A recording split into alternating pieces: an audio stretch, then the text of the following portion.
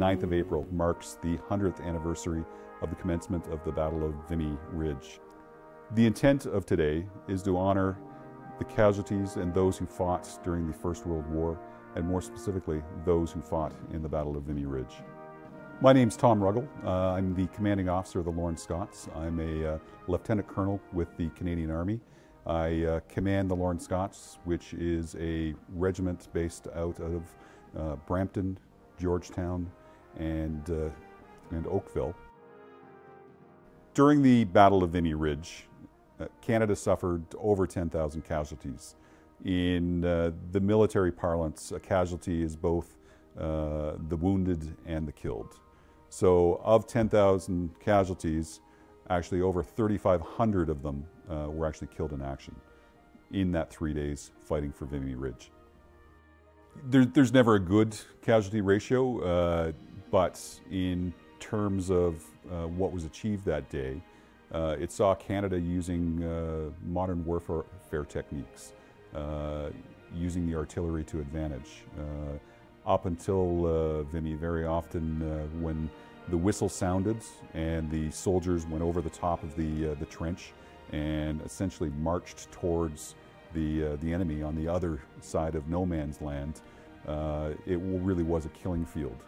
What you saw in Vimy was the employment of warfare in a scientific method, the coordinating fires of the artillery, moving in bounds while one group of soldier stays put, another group of soldiers moves well covered by their partners on the other side. And once they find a place of safety to cover them, that group then moves forward. It was really a transition from the old British red-coated army that stood and took the musket fire to a modern battlefield that used military sciences to save lives, to limit the casualties, and in that respect, Vimy really was a success for Canada. I think the key aspect of what's happened at Vimy is that the Canadians put it into their plan and ensured that all the members that were taking part were well practiced. They rehearsed and rehearsed before going into the trenches to begin their assault on Vimy. And that it was part of the command's want is that the soldiers would employ these techniques effectively.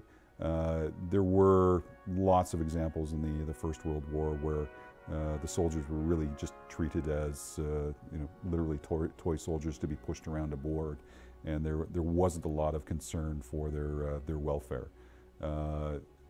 The egalitarian nature of the Canadian Army at the time, where officers were not necessarily put into a position early on in the war because of their experience, because really there wasn't anybody who's experienced in warfare at that time. They were voted in because they were a leader amongst their group, a peer leader. And that egalitarian attitude really saw respect for the soldiers from the officers, and from the soldiers the respect was given back up to the officers. And something you didn't necessarily see in the armies at the time. The soldiers were really treated rather poorly. Vimy Ridge was a high piece of ground, and in battle, high ground is usually what's sought after. It gives you an advantage over your opponents.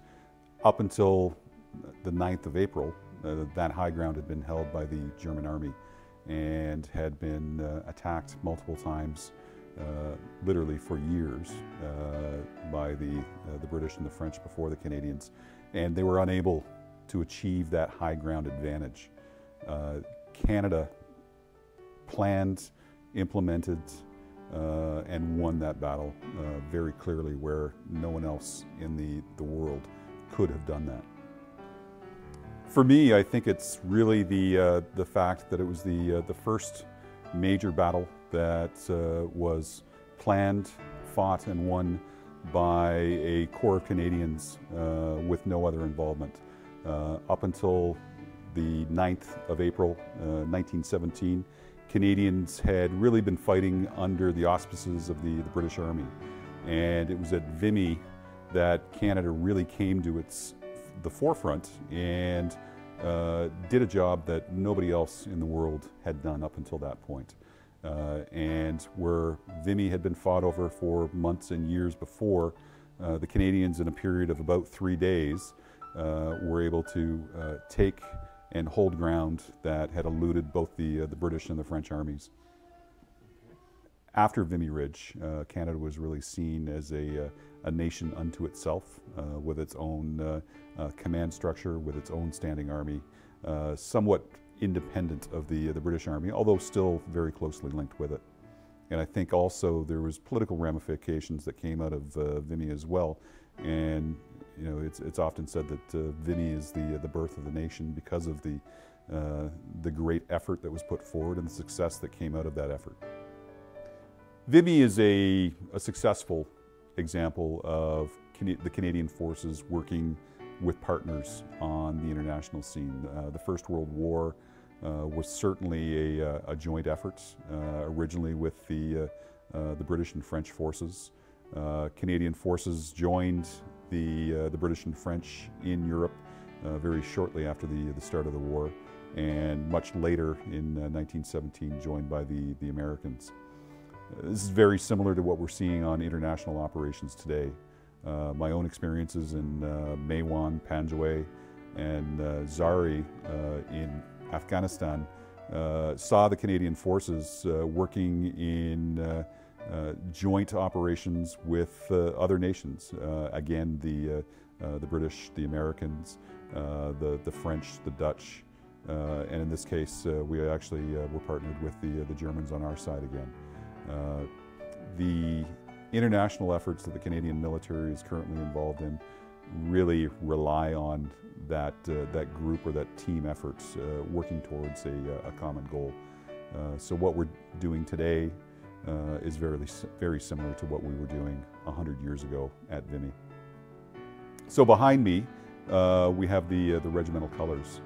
The Regimental Colours are a traditional representation of the center of the regiment. So back in the early days of the military, when troops marched in formation on the field, the colors would form the center of the line, and it was a place upon which the soldiers could center themselves or form themselves. In a lot of ways, the colors represent the heart of the regiment, because they carry the battle honors for which the regiment has laid down its soldiers over the years. So the colors behind me are representative of our current regiments carrying the battle honor Afghanistan. They also represent the predecessor regiments from both Peel and Halton counties, and that they carry the First World War battle honors that were earned there, one of which is Arras. So again, Arras is the larger, broader campaign under which the Battle of Vimy Ridge was fought. So we've been doing the interview here in the Lorne Scots Officers' Mess, and the Officers' Mess is one of the places where the regimental history is maintained and put on display. And one of the most interesting bits for me has always been a messagegram that hung on the wall of the mess for all the years that I've been an officer here.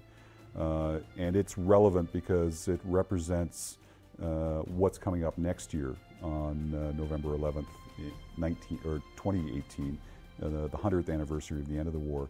And it's actually a messagegram that was sent out from the Canadian Corps headquarters at 6:45 in the morning, announcing the end of hostilities between the Canadian, the British, the American forces, and the German army in the trenches. And you can really imagine you know, the feelings that would have been going through people's minds as this message was being passed around the battalion lines after 4 years of war and some of the most horrible conditions even imaginable.